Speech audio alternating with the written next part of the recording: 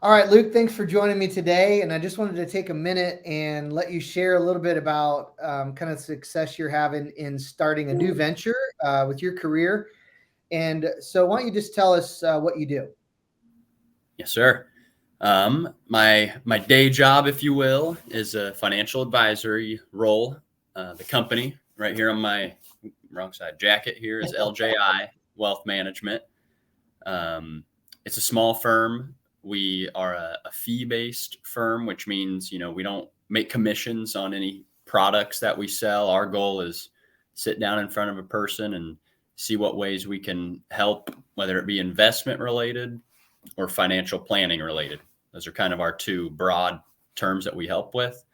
The investment part, it's pretty self-explanatory. You have some money that you need to have work for you over time, help you reach retirement and any other goal you'd like to reach. And then the financial planning part is, actually meeting with people face to face or over a Teams meeting and asking the questions of, what goals do you have, short term, long term?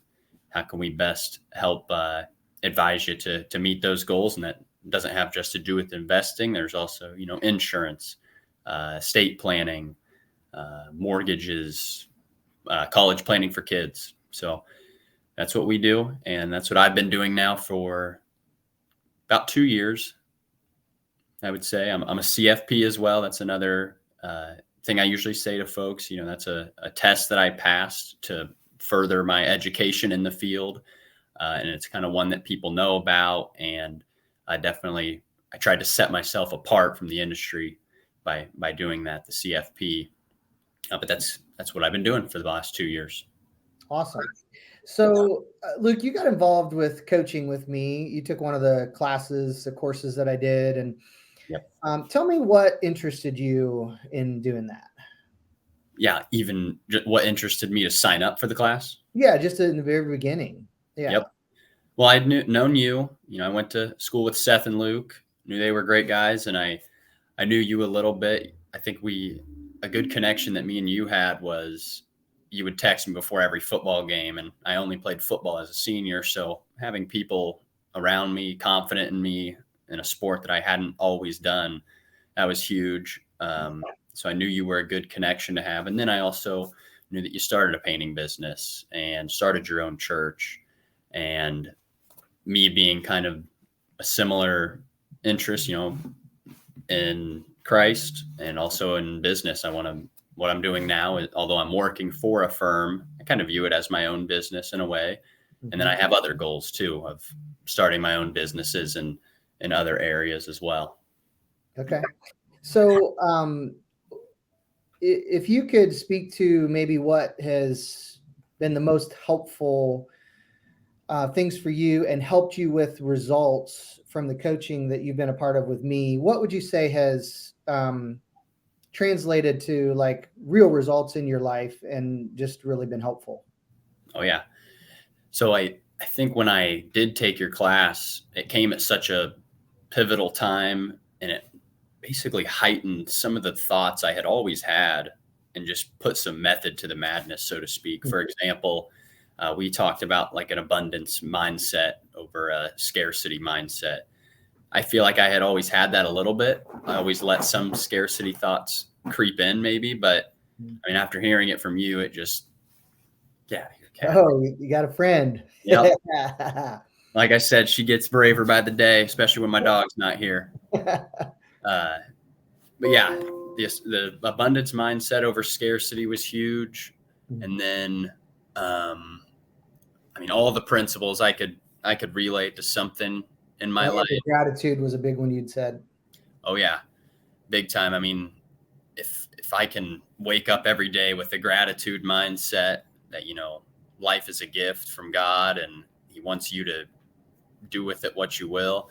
I mean, that right there it stuck with me and made me think, even when it's hard, there's always something to be thankful for. And that also makes me realize that I have less hard thoughts now after taking your class. It's if you keep that gratitude principle at the top of mind, it makes it hard to get bogged down by things. Not to say I don't ever get bogged down by something again. it's just made it that much easier. Yeah. So you're new in your career and, building, your kind of client base within the company. What's your growth and success been like as far as lead sales? Just tell us how that's gone for you. Yep.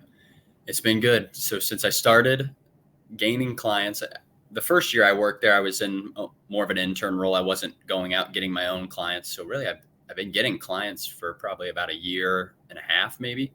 And since then, I'm doing my quarter or my year end review with Leighton next week, and have some good things to share with him. I've gathered about 4 million in assets in that span. My goal by the end of this year was 5 million. So I fell a little bit short of my goal, but I've realized now getting into this that it takes some time for people to come around. So what I've tried to focus on more than, the back end, how many assets I'm gathering, is how many people can I reach out to in a week? How many people can I sit down with per week? And those are the goals I'm more focusing on, and ones that I'm actually passing instead of falling short. For example, I have a goal of meeting with 10 people per week. I often exceed that, whether it's over a Zoom meeting or in person. I'm more around about 12 to 15 a week. And then my other goal was to have about 100 accounts under management, and I have about 180 accounts. So I crushed it on, getting as many people, getting the word out to people, but the assets were a little smaller because a lot of the people I talk to are, in my position. They're just starting out. They're just looking to start somewhere. And the way my job works is it's very back end loaded. It's very long term. If I stick around for 20 years, every $10,000 client I can bring in today, that could be a $500,000 client in 20 years. So Sure. I'm not getting bogged down by, not meeting my assets goal, but I feel like I've exceeded my goals in the, how many people can I talk to? How many people can I sign on to get on board with the philosophies that we speak? Because that's going to mean more in the long run. Sounds like your focus is on the process and kind of just sowing the seeds and trusting that, the results are going to take care of themselves as you focus on those right things. Yeah. Exactly. Right. And not only the process, but then also learning for myself, reading, staying around the guys that I work with who have been in the industry for 20 plus years and learning from them. So yeah, I'm focusing on the education and the process. Well, I'm not surprised that you have built such a great book and done so well, because you're constantly connecting with new people all the time, and we'll connect and you'll be telling me about somebody you've met or kind of help connect with me. And so I want to ask just one last question. And, there's a lot of people that are maybe on the fence of coaching, maybe they're starting in their career, maybe they're stuck, maybe they've been in their career for a while, and there's different hangups, the cost, sometimes the time. Do I really need it?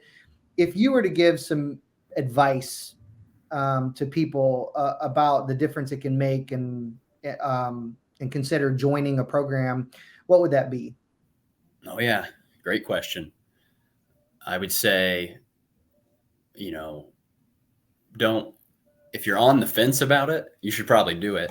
For one, if you're even thinking about getting an extra step and having somebody coach you that knows what they're talking about, I'd say at least try it out.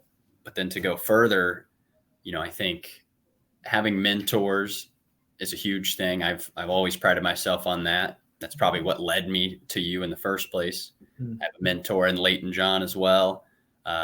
My dad, who's a good businessman and faith oriented person. So, if you can surround yourself with good mentors that have many years on you, and for older people too, somebody that's there as a solid foundation that, won't let you won't let your thinking stray from your goal, to keep you on this path of, yeah, you said you'd want to do this. I'm going to keep you on this path. And I think it can provide huge value for anyone that's even struggling to, think of, it doesn't have to be of ideas that make your business successful, but just the way you think about your business and how big does it seem? Well, a coach, I think, can dumb it down for you and say, no, let's focus on this. Not so much, you're not meeting a goal or something like that. I think just having that solid foundation, that'd be a big push for me. Awesome.